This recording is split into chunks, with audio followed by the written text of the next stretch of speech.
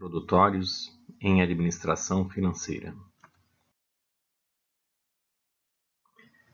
Para entender um pouco sobre a administração financeira, inicialmente temos que rever o conceito do que é administrar, o que é administração.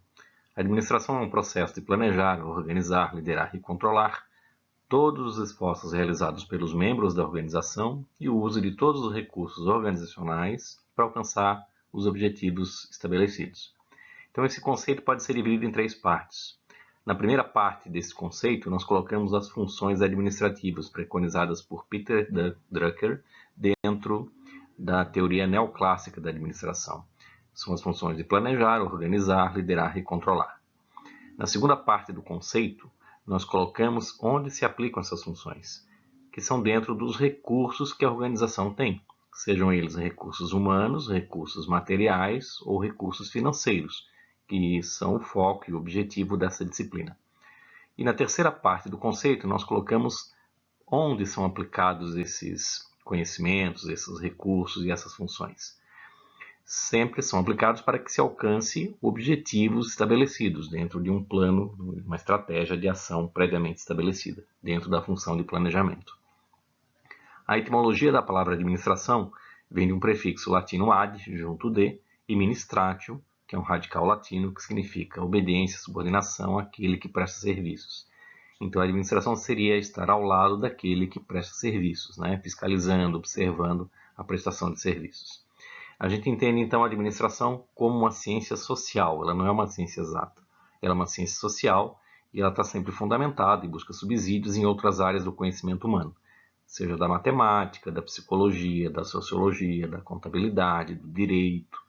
Então, ela é multidisciplinar e, ao mesmo tempo, é uma ciência social, porque trabalha com pessoas e através de pessoas. A sequência ideal das atividades administrativas são essas expostas nesse slide. Planejar é a primeira função administrativa, que é uma forma de pensar antecipadamente o que se deve fazer, isso é planejar. Então, a gente usa alguma lógica, algum método para que o planejamento se torne mais eficaz. Depois vem a função de organizar, que é distribuir as autoridades, os recursos humanos, materiais e financeiros dentro da organização, para que os objetivos sejam alcançados na sua plenitude de uma forma mais fácil. Depois vem a função de liderar. Liderar significa exercer liderança, tentar estimular o aparecimento da motivação dentro dos funcionários, dos colaboradores da organização, para que o alcance dos objetivos organizacionais se torne mais fáceis. E por último vem a função de controle, que é aquela função onde nós identificamos se as coisas estão indo no rumo certo. A gente vê se os objetivos que foram estabelecidos estão sendo alcançados. Isso tudo precisa de alguma forma ser parametrizado, para a gente poder ter um critério de comparação do que tinha sido previsto com o que está sendo alcançado. A administração é dividida em várias áreas.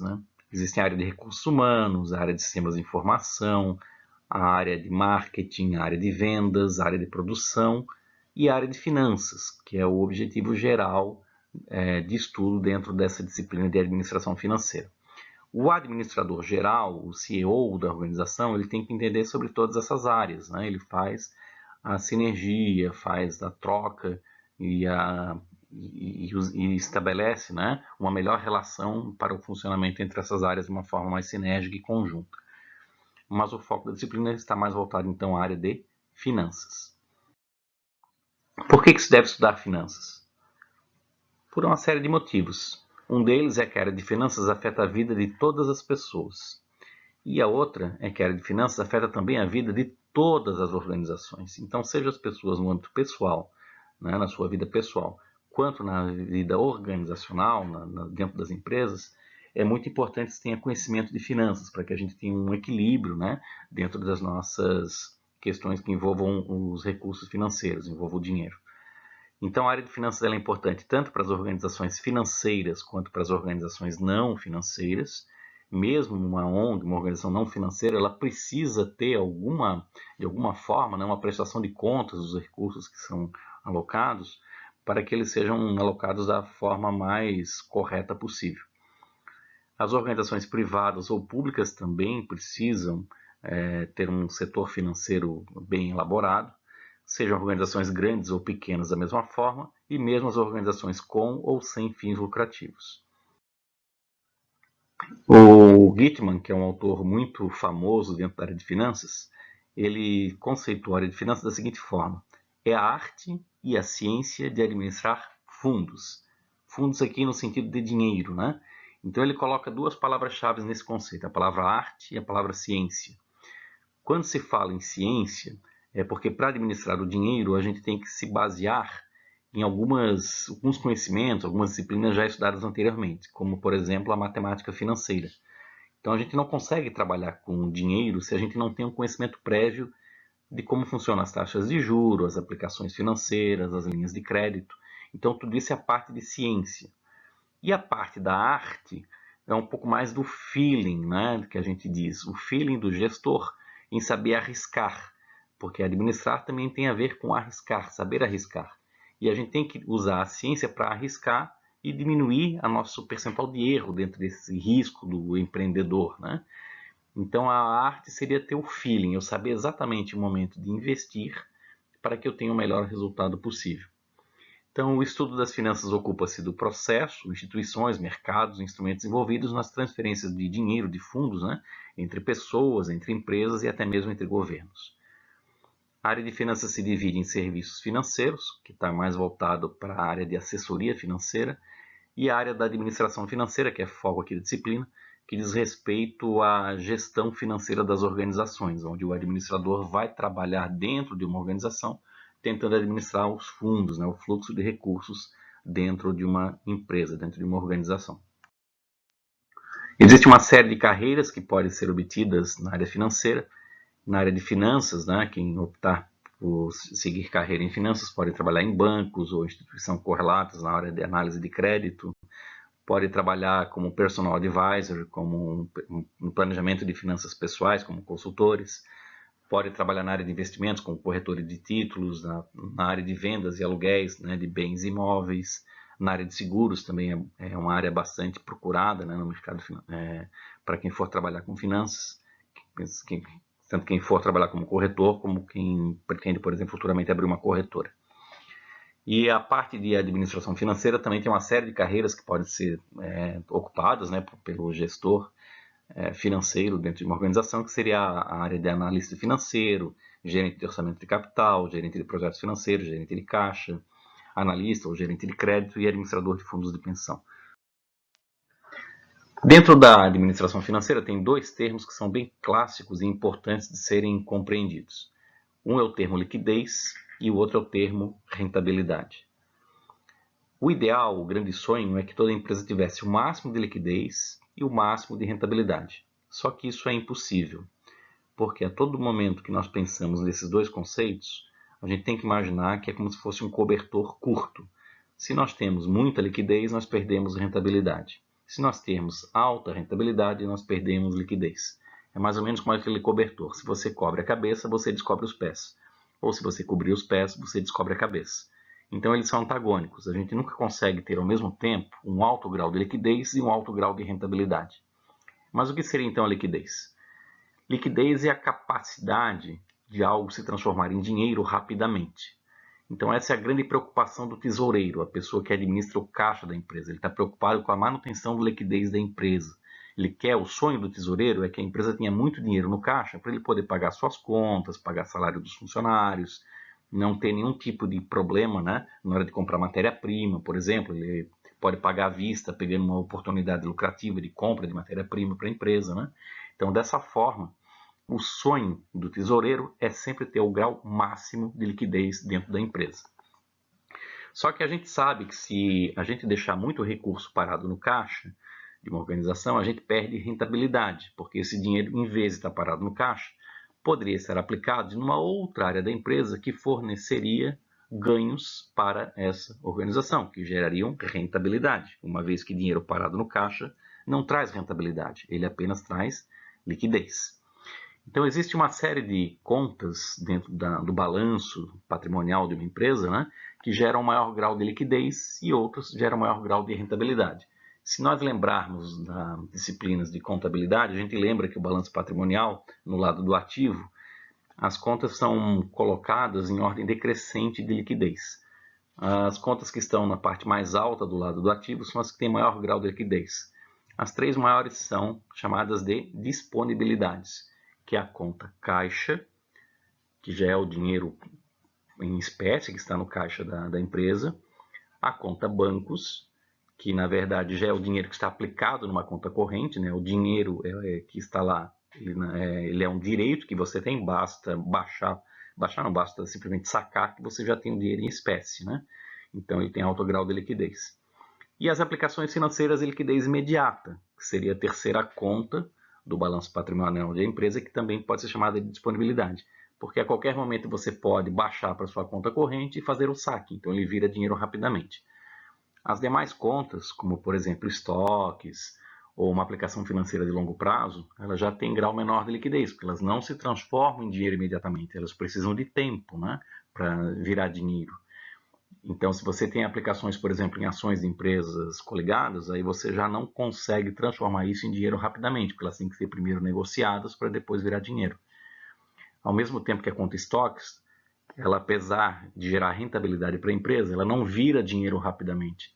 Ela só irá virar dinheiro depois que a matéria-prima for processada, virar produto acabado e for vendido, gerando algum ganho para a empresa, né? Mas ela tem um grau de liquidez menor do que a conta caixa, a conta aplicações financeiras de liquidez imediata e a conta bancos.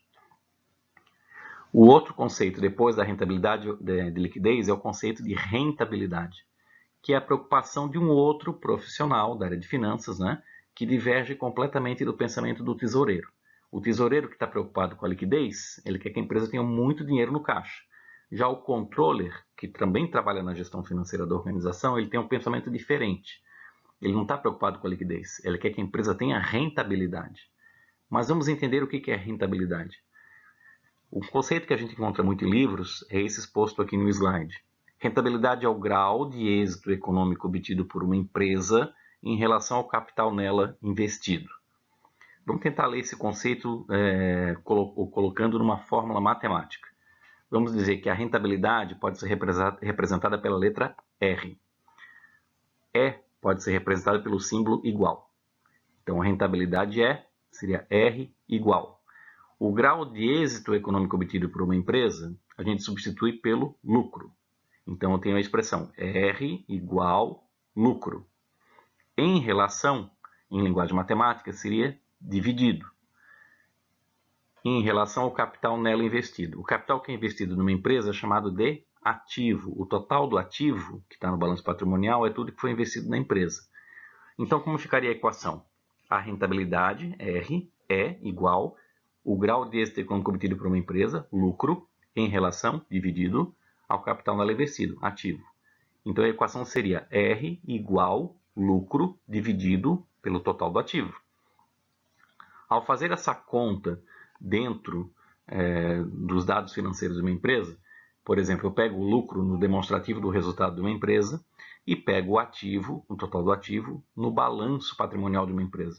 Fazendo essa divisão, eu vou ter uma taxa. Essa taxa é expressa em números percentuais.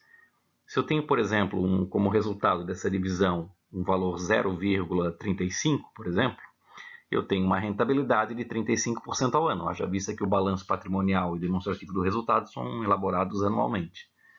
Muito bem, se eu tenho uma empresa com rentabilidade de 35%, será que essa rentabilidade é elevada, é baixa ou não?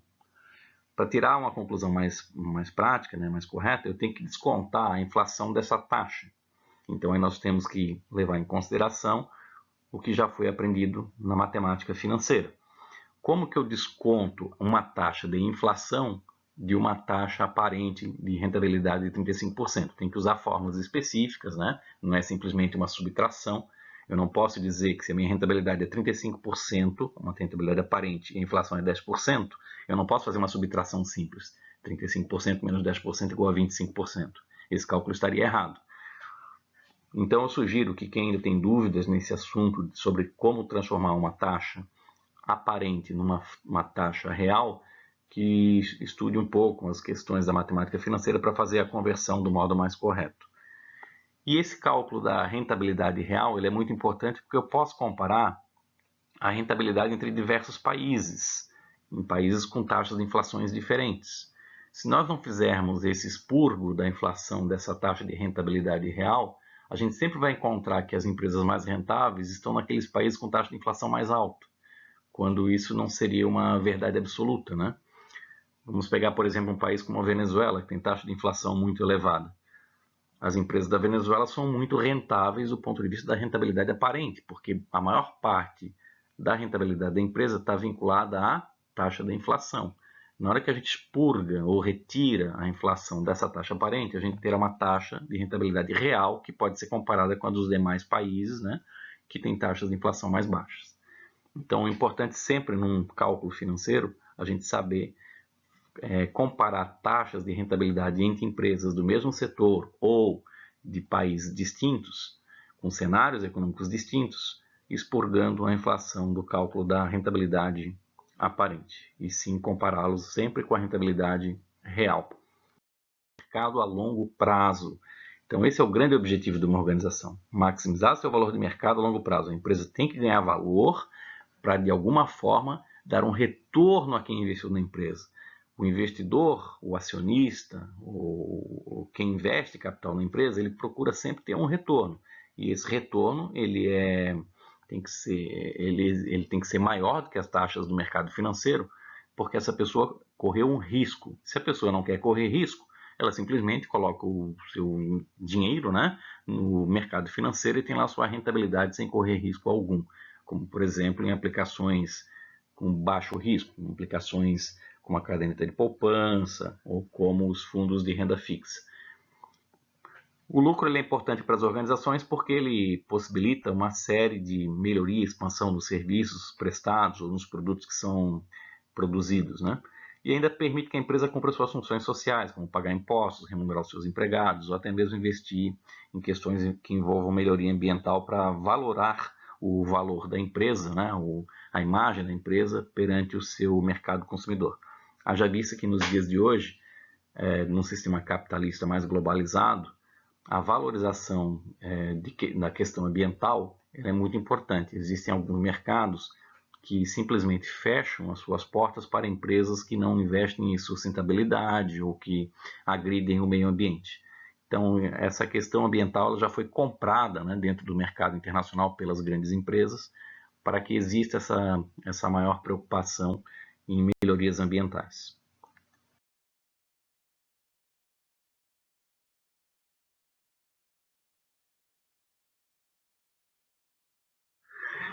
Então, o objetivo da administração financeira, como eu disse anteriormente, né, e como Gitman também explica em seu livro, é maximizar a riqueza dos acionistas e as ações ou cotas das companhias. Isso só é alcançado com a maximização do valor da empresa a longo prazo, a médio e longo prazo. Vemos aqui agora a estrutura organizacional da área financeira. Toda organização tem uma área central, que é a administração financeira, que se divide em tesouraria e controladoria. Como nós já vimos anteriormente, a tesouraria é onde trabalha o tesoureiro, tem preocupação em administrar o caixa da empresa, que está preocupado com a liquidez. Enquanto que na controladoria, nós temos o papel do controller, que está preocupado sempre com a rentabilidade da empresa. É claro que nas organizações que são pequenas, nós não temos essa subdivisão entre tesouraria e controladoria. Nós temos apenas um gestor financeiro que executa os dois papéis, né? O papel de tesoureiro e o papel de controller.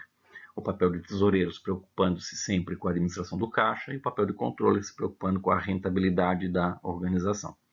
Mas nas empresas de maior porte, essas áreas são separadas. Por fim, é importante conhecermos também que dentro das empresas nós temos o ciclo operacional, o ciclo econômico e o ciclo financeiro. Para poder entender esses ciclos, o ideal é trabalhar com uma exemplificação de um esquema que eu estou mostrando aqui para vocês nesse slide, onde nós temos 4 meses com processos, né, que vão acontecendo dentro desses 4 meses. Então, no início do ciclo, onde se coloca ali mês 0, é feita a compra da matéria-prima. Mês 0 seria o presente, a data de hoje. Então, vamos imaginar que na data de hoje foi feita a compra de matéria-prima, passou-se um mês, um período de fabricação, vamos imaginar que essa matéria-prima foi madeira que foi comprada, e ao final de um mês foram produzidos móveis. Então, prazo de fabricação, um mês.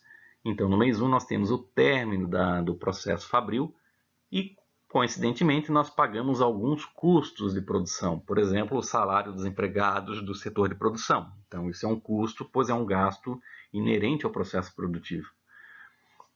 Depois, até o mês 2, é feita a estocagem do produto acabado.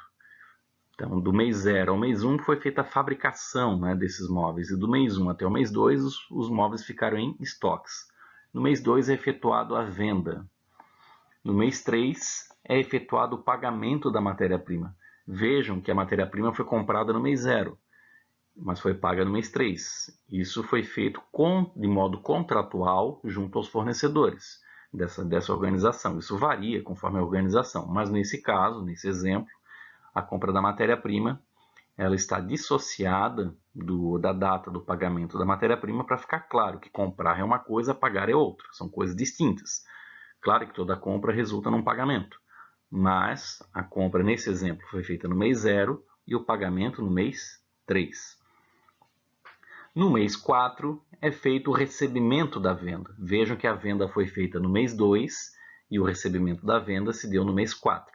Da mesma forma que você comprou a matéria-prima no mês 0 e só pagou no mês 3, você efetuou a venda no mês 2, mas o seu cliente só lhe pagou no mês 4, porque contratualmente você também deu um prazo para esse teu cliente efetuar o pagamento.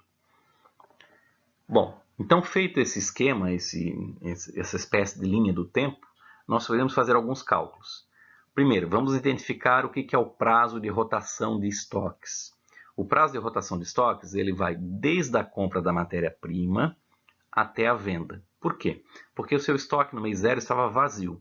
Quando você comprou matéria-prima, você encheu o seu estoque de matéria-prima. Essa matéria-prima foi sendo processada, foi gerando o produto acabado. No mês 1, você ainda tem estoque de produto acabado e o seu estoque só vai esvaziar no mês 2, quando é efetuada a venda. Então, o seu estoque levou 2 meses para rodar, para encher e esvaziar novamente. Então, esse é o prazo de rotação de estoques. O prazo de recebimento da venda, o chamado PRV, vai da data da venda até o momento em que você recebe pela venda. Então, nesse caso, do mês 2 até o mês 4, o prazo de recebimento da venda é de 2 meses. O prazo de pagamento da compra, o chamado PPC, aqui no caso é de 3 meses, porque vai da data da compra da matéria-prima até o momento em que você paga a matéria-prima, lá no mês 3. Então, de 0 até 3, 3 meses. Entendida essa linha do tempo, vamos ver agora os ciclos econômico, financeiro e operacional. Em laranja eu botei o ciclo econômico, cuja sigla é CE. O que é o ciclo econômico? O ciclo econômico ele é o período de tempo que fica entre a compra da matéria-prima e a venda. Ele sempre coincide com o prazo de rotação de estoques. Então a gente pode dizer até que é um sinônimo. O CE, o ciclo econômico, é igual ao prazo de rotação de estoques. Já o ciclo financeiro, que está representado em vermelho, ele representa, dentro dessa linha do tempo, o período de tempo em que há movimentação de dinheiro. Então vamos olhar a linha do tempo. Na data 0, eu comprei a matéria-prima. Efetuei algum pagamento? Houve algum desembolso? Não. Então, apesar de ter iniciado o ciclo econômico, não começou o ciclo financeiro, pois não houve nenhum tipo de pagamento ou desembolso. No mês 1, observem que há o pagamento de algum custo. Como houve aqui um primeiro desembolso, nesse momento inicia-se o ciclo financeiro. E o ciclo financeiro termina com o recebimento da sua venda. Se você vendeu em parcelas, em 3 parcelas, em 4 parcelas, em 5 parcelas, o ciclo financeiro vai até a última parcela. Nesse caso aqui, foi feito um pagamento em parcela única no mês 4. Então, o ciclo financeiro termina no mês 4. Então, do mês 1 até o mês 4 é o ciclo financeiro. O ciclo financeiro é de 3 meses. 4 menos 1, 3. O ciclo econômico é de 2 meses, ciclo financeiro é de 3 meses. E o ciclo operacional é o período total, desde a compra da matéria-prima até o recebimento da venda. Então, o ciclo operacional é de 4 meses. Continuando ainda, para a gente entender melhor essa questão do ciclo operacional econômico e financeiro, a gente ainda pode tirar algumas outras conclusões dessa nossa fábrica de imóveis. Eu botei aqui algumas siglas que a gente pode entender da seguinte forma. prazo de rotação de estoques, PRE, igual a PF, que é o prazo de fabricação, mais o prazo de estocagem de produto acabado, PEPA. Repetindo, PRE, prazo de rotação de estoques, é igual prazo de fabricação, PF, que no caso é 1 mês, o tempo que levou para a matéria-prima virar produto acabado, 1 mês, mais prazo de estocagem de produto acabado, PEPA, que vai do mês 1 até a venda, até o mês 2. Como o prazo de fabricação é 1 mês e o prazo de estocagem de produto acabado é 1 mês, o prazo de rotação de estoques é 2 meses, 1 mais 1, 2. Ciclo econômico, CE, igual a PRE, prazo de rotação de estoques. Então, o ciclo econômico é igual ao prazo de rotação de estoques. Como nós calculamos o prazo de rotação de estoques sendo 2 meses, o ciclo econômico é 2 meses. Então, eles sempre coincidem. O ciclo operacional é o período inteiro do meu diagrama aqui de tempo, né? Então, temos o prazo de rotação de estoques, que é 2 meses, e a gente vai somar com o PRV, que é o prazo de recebimento da venda. Como a venda é feita no mês 2 e o recebimento da venda no mês 4, 4 menos 2, 2 meses. Então, nós temos que o ciclo operacional é prazo de rotação de estoques, 2 meses, mais prazo do recebimento da venda, 2 meses. 2 mais 2, 4. Ciclo operacional igual a 4 meses.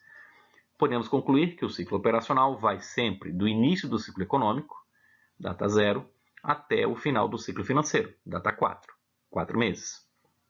E o ciclo financeiro sempre irá do primeiro desembolso, que aqui no caso está no mês 1, quando é pago o primeiro custo, até o final do prazo do recebimento da venda, que se conclui, nesse caso, no mês 4.